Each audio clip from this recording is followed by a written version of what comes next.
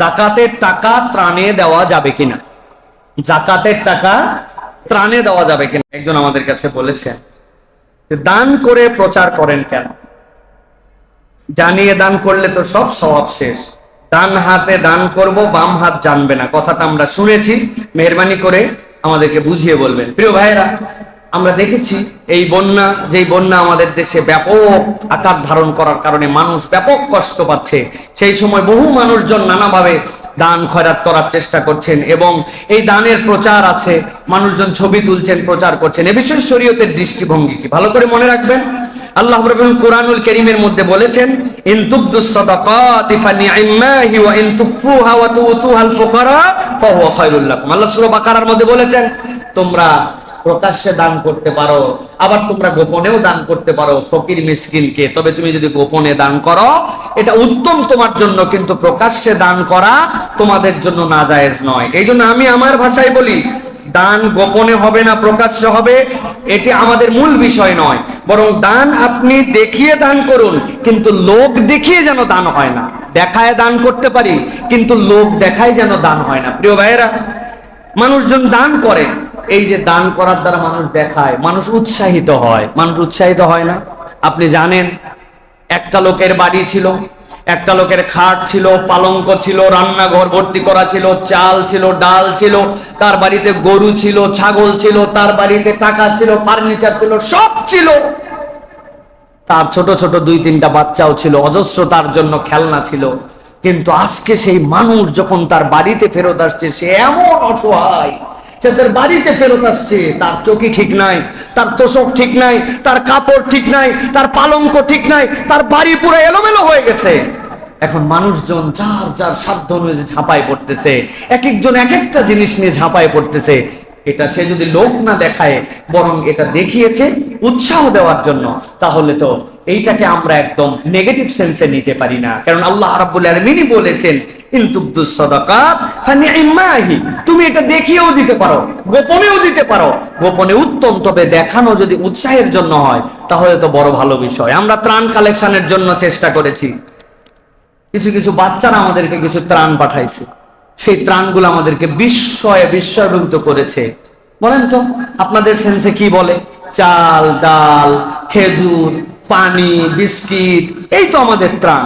কিন্তু ছোট বাচ্চা সে নিয়ে আসছে, তার কাছে অনেকগুলো ব্লক আছে, ব্লক চেনেন আপনারা? যে ব্লক দিয়ে খেলনা বানায়, একটার মধ্যে একটা লাগাই দিবে, লাগাই দেওয়ার পর আরেকটা লাগাই দিবে। সে এই ব্লক গুলা হচ্ছে খেল দিচ্ছে, দেওয়ার পরে তার কাছে ছিল এই যে কৃত্রিম করল্লা, ছোট্ট একটুখানি গাড়ি, যেটা হচ্ছে যে গাড়িটা চালালে সে চালাতে পারবে। তারপরে একটা চিপস দিচ্ছে, ছোট ছোট আরো গাড়ি দিছে। এমন কি এই দেখেন এই জিনিস, এটা চেনেন আপনারা? এটা কি? এইটা হচ্ছে সে দিছে, এরকম করে আপনি নিবেন, নেওয়ার পরে দিয়ে দিলে বেলুন ওঠে। আপনার কাছে মনে হচ্ছে না এটা আবার ত্রাণের আইটেম কেমন করে হয়? এই ছোট্ট গাড়ি কেমন করে ত্রাণের আইটেম হয়? এই ব্লক কেমন করে ত্রাণের আইটেম হয়? ফিশিং গেম চেনেন? ফিশিং গেম কেমন করে ত্রাণের আইটেম হয়? ফিশিং গেম, এই যে খেলনা চশমা, এগুলো হচ্ছে ত্রাণের আইটেম। ওই বাচ্চার কনসেপ্ট, ওই বাচ্চার হৃদয়ে ধারণ করছে যে আমার মনে হয় আমার কোনো একটা আমার বয়সী বাবু আছে, বেবি আছে, সেই বাচ্চাটা বাড়িতে ঢুকার পরে তার কোনো খেলনা নাই, সে বাচ্চাটা কাঁদতেছে, তার জন্য তার সামর্থ্যে একটা চিপস, একটা খেলনা, একটা ছোট্ট জিনিস, যেটা মনে করছে এইটা দিলে তার জন্য একটুখানি খেলতে পারবে। আপনি বুঝেন, একটা জাতির ছোট থেকে বড় সবাই যখন এক হয়, চেতনার জায়গাটা যখন এক হয়, ভালোবাসাটা যখন এক হয়, তখন মানুষ এরকম করে এক হতে পারে। এখন তো আপনারও মনে হচ্ছে, আরে আমার বাড়িতেও তো অনেকগুলা খেলনা আছে, অনেকগুলা গাড়ি আছে, আমার এই পরিত্যক্ত জিনিসগুলো উপরে তোলা আছে, আমিও তো কোনো একটা বাচ্চার জন্য দিতে পারতাম। বিশ্বাস করেন, এই বন্যায় যারা আক্রান্ত হয়েছে এর 20% নিরেট গরিব মানুষ, আর বাকিদের অবস্থান আছে সমাজে, বেশিরভাগ মানুষের সাথে প্রবাসের কানেকশন আছে, কিন্তু আজকে তারা পরিস্থিতি শিকার। এই ক্ষেত্রে আমরা যদি এরকম উৎসাহ দিয়ে দান করি, আমরা যদি উৎসাহ দিয়ে শুভেচ্ছা পাঠাই, তাহলে এইটা অপর মানুষের জন্য উৎসাহের কারণ হবে। এখন আপনার নিয়ত কি হবে সেটা বিষয়। এই জন্যই আমি বলেছি, দেখিয়ে দান করুন, কিন্তু লোক দেখিয়ে যেন আমরা দান না করি। অতএব কেউ দান করতেছে, ছবি তুলতেছে, আর আপনি এটাকে মনে করতেছেন ডান হাতে দিবে বাম হাত জানবে না, এই আমল টামল সব বরবাদ হয়ে যাচ্ছে। মেহেরবানি করে মানুষের মন নিয়ে কখনো কথা বলবেন না। মানুষের মনের মালিক আমরা না, মনের মালিক আল্লাহ। অতএব কোন মানুষ কোন মনে দিয়েছে এটা আপনি কল্পনা করতে পারবেন না। টিএসসি তে গিয়েছিলাম, যাওয়ার পরে দেখি একটা পুরাতন খেজুরের পাটি, বিশ্বাস করেন আল্লাহ সাক্ষী রেখে আমি মসজিদের মেম্বারে বলছি, পুরাতন খেজুরের পাটি, খেজুরের পাতা দিয়া ওই পাটি কমসে কম 1 বছর ব্যবহার না করলে এই কালার হওয়ার কথা না। অবাক হলাম, এইটা কে দিছে? সাথে অল্প একটু খই দিছে একটা পলিথিনের মধ্যে পেঁচায়া।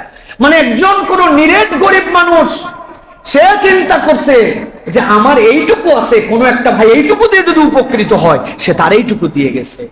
এটা ভালোবাসা। এখন যদি বলেন এই লোক এটা দেখানোর জন্য দিয়ে গেছে, না, আপনি তার হৃদয়ের খবর জানেন না। এই জন্য প্রিয় ভাইয়েরা, আমাদের এই মানুষগুলার বিপদে আমাদেরকে চেষ্টা করতে হবে। প্রিয় ভাইয়েরা, জনগণের যে আমানত, এই দেখিয়ে দেওয়ার ক্ষেত্রে অনেকগুলো আরো বিষয় আছে। জনগণের একটা আমানত আছে এর সাথে। এরপরে হাজার মানুষের তহবিল তাদের কাছে আসছে। তারপরে অন্যদের জন্য একটা অনুকরণীয় দৃষ্টান্ত এটা হতে পারে। তারপরে আলেমরা যে সেবক, বর্তমান আলেমরা যে পরিমাণের পিছনে ঝাঁপায় পড়েছেন, এটা বাংলার ইতিহাস বদলায় দিয়েছে। মানুষ জানতো টুপিওয়ালা আলেম ওলামারা নেয়, এখন টুপিওয়ালা আলেম ওলামারা দেয়।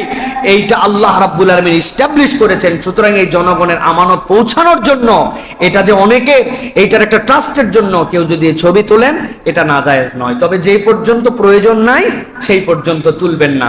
আর যে পর্যন্ত আপনি প্রয়োজন মনে করেছেন, আপনি উৎসাহ দেওয়ার জন্য আপনি তুলতে পারেন। সুতরাং মোটা দাগে জায়েজ আর না জায়েজ বলে এখানে ফতুয়াবাজি করার দরকার নাই। আল্লাহ রাব্বুল আলামিন আমাদের ভাইদেরকে উদ্ধার করে আল্লাহ রাব্বুল আলামিন তাদের মুখে হাসি ফোটাবার মতো তৌফিক দান করেন।